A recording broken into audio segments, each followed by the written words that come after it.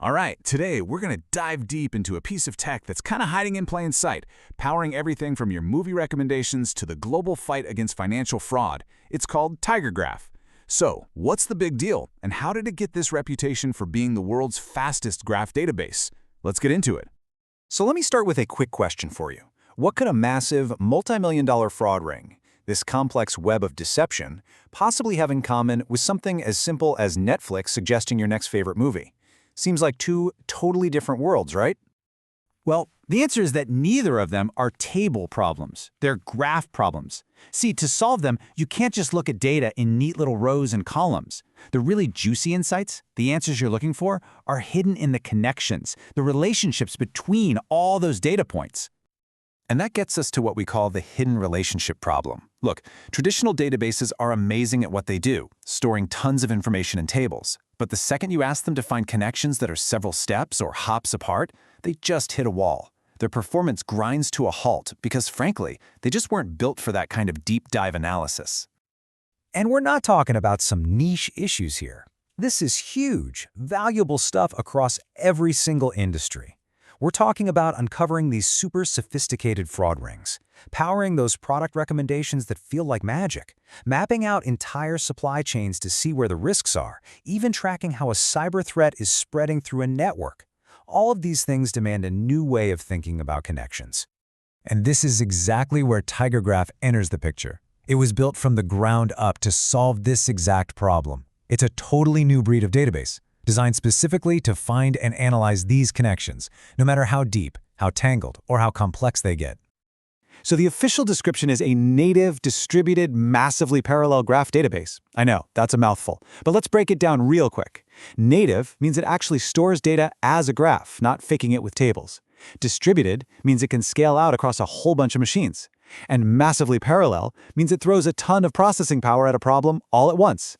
It's all built for one thing, getting you real-time answers from datasets with billions of moving parts. But how? How does it get that incredible speed? What's the secret sauce? Well, let's pop the hood and take a look at the core architecture that makes it all tick. Secret number one is native graph storage. Okay, think of it like this. Instead of having one giant book listing every person in a city and another book listing every street, TigerGraph just stores an actual map. The points of interest, the vertices, are already connected by paths or edges.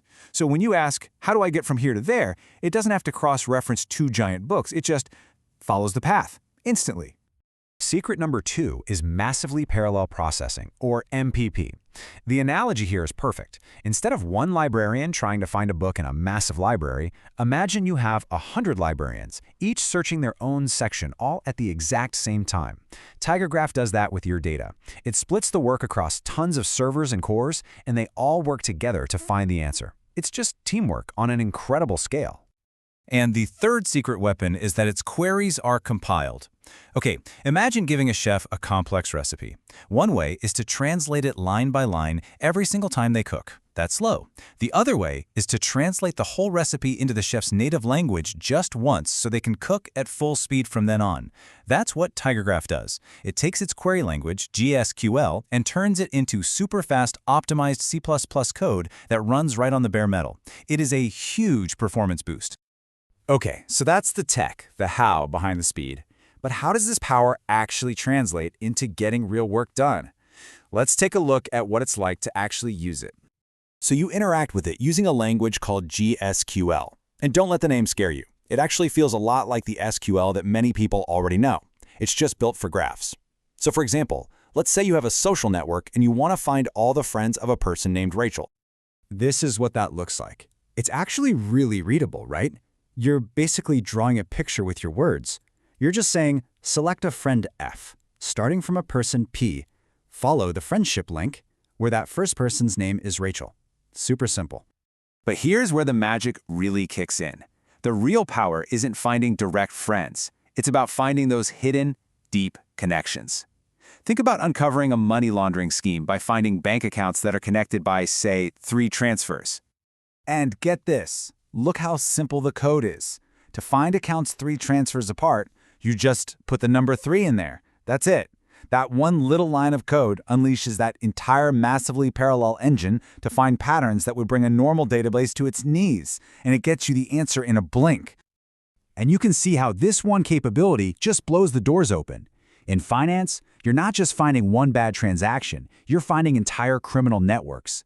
In e-commerce, this is how you build those recommendation engines that just seem to read your mind.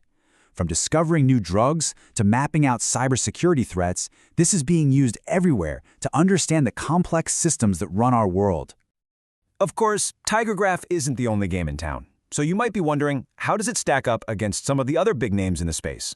Let's do a quick little showdown. So if you look at this chart, you can see everyone's kind of got their own sweet spot. Neo4j is really well known for being easy to get started with, JanusGraph is a powerful open source choice, and Amazon's Neptune is great if you're all in on serverless. But where TigerGraph clearly plants its flag is at the very high end of performance. We're talking extremely fast speed and massive scale, all for real-time analytics. It's really built for the biggest, most demanding graph problems out there. So, where does all of this go from here? Let's zoom out a bit and take a balanced look at the strengths, the limitations, and what's on the horizon for this kind of technology. Let's be real, no tech is perfect. The strengths are pretty clear. That incredible performance on deep, multi-hop queries, the ability to scale to just mind-boggling amounts of data, and really solid features for big companies. On the other side of the coin, the main enterprise features are licensed, its GSQL language can take a bit more time to master, and the user community isn't quite as large as Neo4j's. So there's a bit of a trade-off between raw, unadulterated power and, say, ease of getting started. And looking forward, the next big frontier is where graphs meet AI and machine learning. TigerGraph is really positioning itself as a key ingredient for making AI models way smarter by feeding them not just data, but insights about the relationships within that data. Which kind of leaves us with one final big question to think about. As our data keeps getting more complex and our AI gets more powerful, is it possible that the future of insight, the most valuable discoveries we're looking for, aren't hidden in rows and columns anymore, but are actually waiting to be found in that massive, intricate web of relationships that connects everything?